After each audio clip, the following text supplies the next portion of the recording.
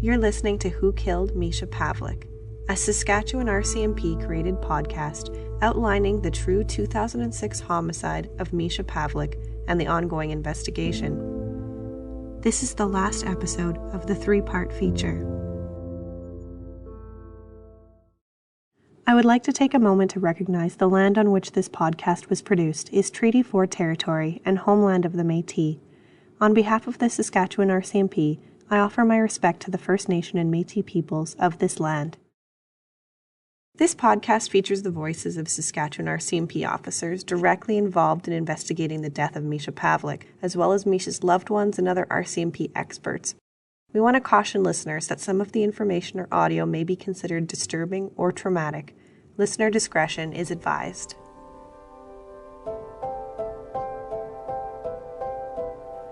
My name is Mandy, and I work for the RCMP. Corporal Marcus Crocker is the current lead for the Misha Pavelick investigation. Well, it's been almost 15 years since that person was responsible for Misha's death. It's 15 long years of looking over your shoulder, wondering, is today the day when the police come arrest you? Every time you see a police officer, a police car, or somebody in uniform, what's going through your head? Is today the day? Because there is going to be the time where that's going to happen. You know what happened. And for 15 years, you've been walking around with that information. You may have families, you may have children. And you have to start thinking, what if that happened to your child and you want that information coming forward, right? It's time to clear the air and stop looking over your shoulder. In Saskatchewan, the RCMP Major Crimes Unit, or MCU, is divided into two areas of responsibility, North and South. Together, MCU North and South have a combined total of 24 police officers who provide expertise on investigations all across the province. Within each major crime program falls a historical case unit, a section of investigators dedicated to working on long-term, unsolved investigations. We, in our unit, work historical files that are unsolved, that were passed from the major crime side. So in Misha's investigation, the major crime investigators had the file. It progresses to a point where the file it gets turned over to the historical case unit, where they can actually look at the file, see what the original investigators have done, and try and create an investigative plan moving forward to try and solve the file. An investigative plan generally identifies avenues to help progress an investigation forward.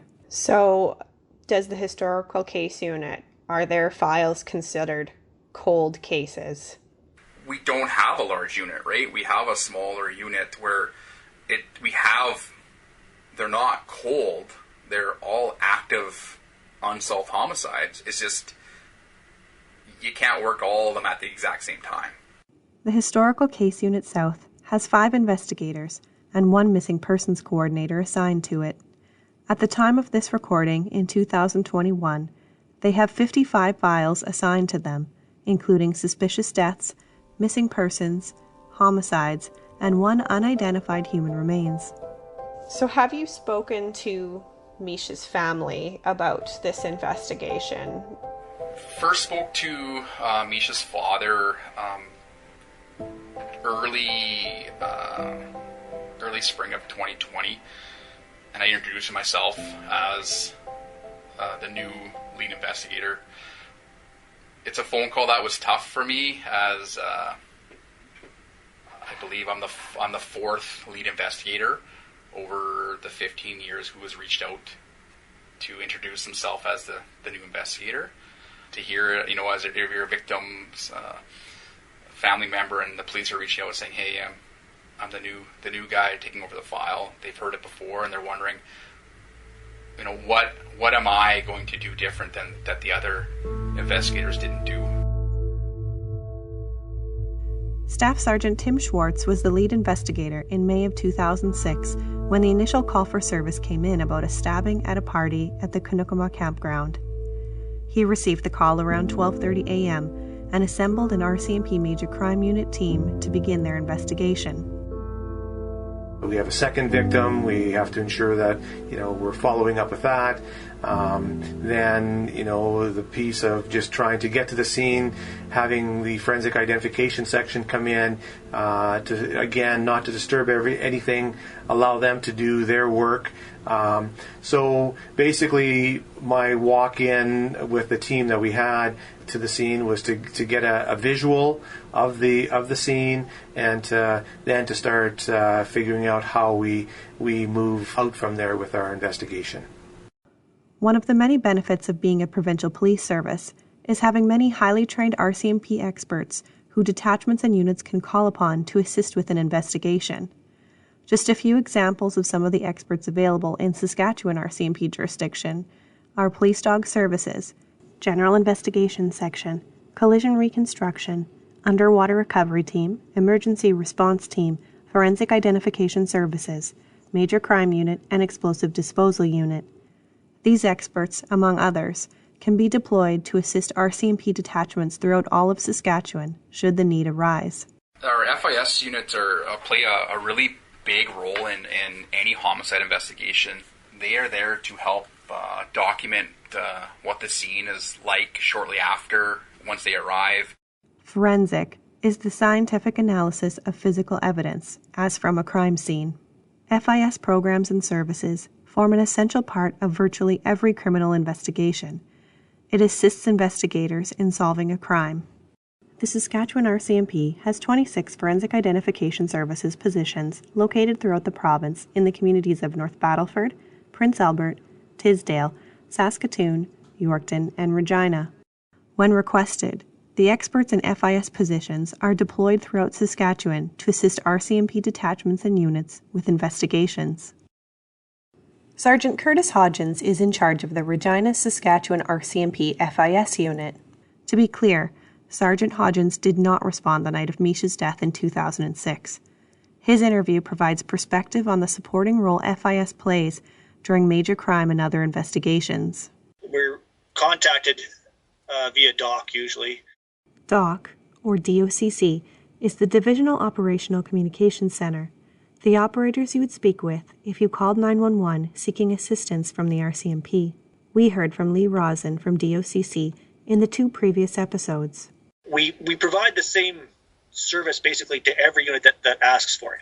That service is documentation and processing of crime scenes, be it from stolen vehicle all the way up to multiple homicide scene. And then a request is given to us by the member as to what they require, be it an examination of a crime scene, documentation of a crime scene, and then the nature of the crime scene being break and enter, property crime, stolen vehicle, processing a grow-op or a drug scene, right down to processing a homicide scene for trace evidence. Sergeant Hodgins explained that processing has 2 steps. The first is documentation of the crime scene. The second is examining the scene for trace evidence. The evidence collected helps tell a story about what happened, which is then interpreted by different experts. FIS is always a support service to other units of the RCMP. Case exams are used to show assistance provided to another RCMP unit. In 2020 to 21, Saskatchewan RCMP FIS had 2,186 case exams, down from just over 2,400 the previous year. So in this case, we'd be an assisting unit to MCU, be it south or north, and they would contact us and say, okay, this is what we have. We have a suspicious death of an individual. We would like you to come out and document and process the scene. We'd do initial photographs, maybe the deceased person, as well as documenting any path of contamination. If a warrant is required, we would then withdraw and wait for the warrant to be completed, and then we would do our overall scene examination. And for a major case, you'd be looking at things such as plan drawing, scene measurements, as well as scene video. National Forensic Laboratory Services operates as a single public laboratory system with 3 sites currently located in Ottawa, Ontario, Edmonton, Alberta, and Surrey, British Columbia. They provide forensic services in biology, firearms, toxicology, and trace evidence for police from across Canada, excluding Ontario and Quebec. They employ scientists, technologists, and support personnel. Depending on what kind of evidence is there, say you have blood evidence, if it needs interpretation, a step further would then be taken, we'd say contact blood pattern analyst from bloodstain section. They would come out and they could actually photograph, document as well, and they could provide some impossible interpretation of the blood evidence that's on the scene. It's quite lengthy when it comes to a major case such as a homicide, especially depending on what evidence you have, because it's such a wide spectrum. It could be blood, it could be DNA, it could be footwear, it can be fingerprints, it could be fire evidence. Basically, we try to assist in every facet we can, and it's all based around the idea of collection, preservation, interpretation of physical evidence. We know now from speaking with investigators that the Major Crime Unit gets called about a serious incident soon after it occurs. I asked Sergeant Hodgins to explain what a call-out might look like for someone in FIS. Basically, we have somebody working or on call 24/7, 7 days a week. So right now, it's 10 o'clock on a Tuesday. There's two of us working in my office right now. And Doc has our phone information, and the first contact is always to DOCC, right, to dispatch from the members, and then they'll see who is working or who is on call, and then they'll contact that person. So yeah, at 3 a.m, I could easily receive a call from on a Sunday, 3 a.m, from Major Crimes Unit requesting I attend a scene. Sergeant Hodgins explains that after someone from FIS receives a call for service, they go to their office to prepare for deployment. FIS vehicles are equipped in advance, ready for investigators to respond and do their job at any major scene. Most cases, most units have a vehicle they've kind of specified as their major crime scene vehicle, and it has the majority of items that are needed. DNA swabs, blood reagents, video equipment, photography equipment, nighttime photography equipment, heavy-duty lights, a plethora of exhibit bags, PPE, not just masks and gloves, but also whole body suits, booties, that kind of thing. So that when the call comes in, we don't have to stock a vehicle from point A. It's for the most part ready to go. But there's still items that may need to be taken along, like extra water, maybe if we're going to be there for long periods of time, food. Maybe it's an outdoor scene and we need to bring a portable tent along. Is it a very in-depth blood scene? Maybe we need to make sure we have enough blood reagents. Maybe it's a fire scene and we're going to need to sift through burnt material. We'll bring our sifters. We'll bring our shovels, our rakes. There's always, no two crime scenes are the same. You try to have as much equipment packed as you can for the overall that you need, but you never have it all. And that's when you receive your call from the Major Crimes Unit. That's the questions you ask. What do we have? What kind of a scene is there? What are we looking for? What specifics? So that we can ensure we provide the best product to the members when we go. In Saskatchewan, the communities the RCMP serves vary widely. Some communities are fly-in only. Others may take hours to travel to, depending where the responding FIS officer is based. Being in the south, our distance is here because we cover the current area as well. So we go all the way to the Alberta border from here. So we're talking 4 to 6 hours away. And that's very common for people up in north, such as Battlefords or PA. Those Battlefords will go up as far as Lawash. PA will go up as far as Black Lake. Fond du Lac, areas like that may be fly-in related. So there's quite a large spectrum, quite a bit of driving that may be involved.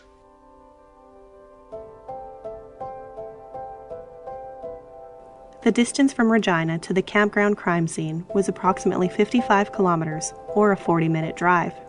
Corporal Marcus Crocker is hesitant to release many specifics of this ongoing investigation, including insight into what charges may be laid against any suspects. When charges are laid, the full details would become public through related court proceedings. He does confirm there was a physical altercation that occurred the night of May 21, 2006, between Misha, his friends, and their suspects. At the end of that altercation, Misha died. Misha died as a result of stab wounds, and his death is considered a homicide. We learned in previous episodes, a friend of Misha's was also stabbed. So you talk about two people that were injured. Misha was one, and what happened in with the other individual? He did survive his injuries. He went to surgery. So even though the major crime investigators are involved now investigating Misha's death, they have a parallel investigation into what happened to the other individual.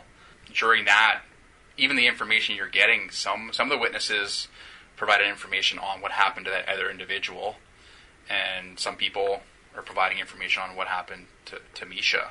And they were actually able to charge an individual for an aggravated assault. The man charged was convicted in Regina Court of Queen's Bench in 2007 and served 3 years in custody. To date, no charges have been laid in relation to the death of Misha Pavelick, and the investigation remains open. Misha's funeral service was held on Saturday, May 27, 2006. You can still read his obituary online. It says, "Everyone who knew Misha loved his beautiful smile, giggle, and his humor. He was a good kid, and he had a good heart." Misha's dad still remembers how many people were in attendance. I found it out after how many friends that he had. It was shocking. When we had the funeral for Misha, it was huge. It was huge. And it blew my mind. I didn't fully grasp how it affected so many kids. They had people standing in the parking lot, in the garage, and all the hallways. The number of interviews investigators conducted is more than 170. More than 40 tips from the public have been received to date. You're about to hear from Misha's parents, Lauren and Susan, and his sister, Kathleen.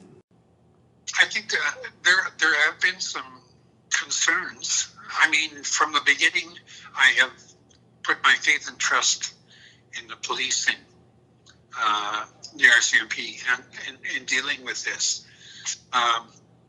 I've had a large number of friends who ask me how I can be supportive when there's been no real in-depth issues that have presented themselves. And it's hard for me to talk about some of this stuff because intuition is a valuable commodity. I just don't want to see it end up on a file cabinet done. That's as far as we can go. I'm of the belief, actually, that I believe the RCMP knows who did this. I mean, my intuition tells me that. I think maybe it's just been really hard to prove. I don't think it's because he slacked off and didn't do the job. I think there was so many, it was dark, there were so many different stories, and there's other things going on. I mean, I found out some stuff this year that I didn't know.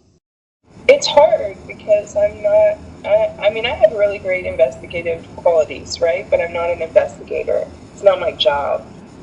And I wasn't in close enough contact with the investigators to be able to really pick apart the good things or the bad things that they did. And nothing has come of it for 15 years. Sometimes it's frustrating and you get mad and disillusioned, and sometimes you think, like, Regina's really not that big of a city. People talk. People know what happened. It has to be more than hearsay. People have to actually step forward and say, I saw this, or I was told this directly by the person, and help us to close that door. Misha's friend Alicia remembers an increase in the delivery of local violence awareness campaigns in the weeks following Misha's death. I've heard a lot of different perspectives, and I think the part of this is why it is so important to, if you do remember, like another piece or a memory or something, because your memories can change, or you can all of a sudden be like, you can grow up and be a little bit more mature and be like, you know what, actually, now that I see that, that actually was something that they could have probably, like the officers, RCMP, whoever, could have maybe used that and pieced it more together. I mean, to anybody out there, if you do think you know something, or there's a memory that's bugging you, or you just think, hey, maybe I should have said something, it's still okay to go and say something, and it'll be okay. To the individual that did this, or the individuals that know who did this, I can't imagine what your pain is like the real pain, the stuff that you deny you have, because up till now, you've not come forward. It's not helping your life. It's just not helping your life. It's too bad. What a thing to give your own family or your children, because a lot of those people that were out there that night are married, have kids. What a legacy. That was Misha's dad, Lauren, speaking. Now you'll hear from his sister, Kathleen, and mom, Susan. You don't get to just take someone's life and then move on with your own and think that you're going to be okay. You're probably damaged in some way. Maybe it tortures you sometimes, and maybe you get angry with other people to cope with that. But as a human being, you have a responsibility for what you've done. They probably were not secure, rational thinking at the time and had to prove something. And of course, what did they prove? You know, that Misha was loved. When he was young, he clung to me, and he was my heart. Grief is, you don't know about it until you have it. Like, I really miss him. Like, there isn't a day, you know. Anyway, but grief is, I've always said grief is like the tide going in and coming out, and you can't stop it when it starts coming. During my conversation with Misha's mom, Susan, she shared that at one point in the past 15 years, she chose to go to the campground site where Misha was killed. 1 year I got my friend Patty to take me to where it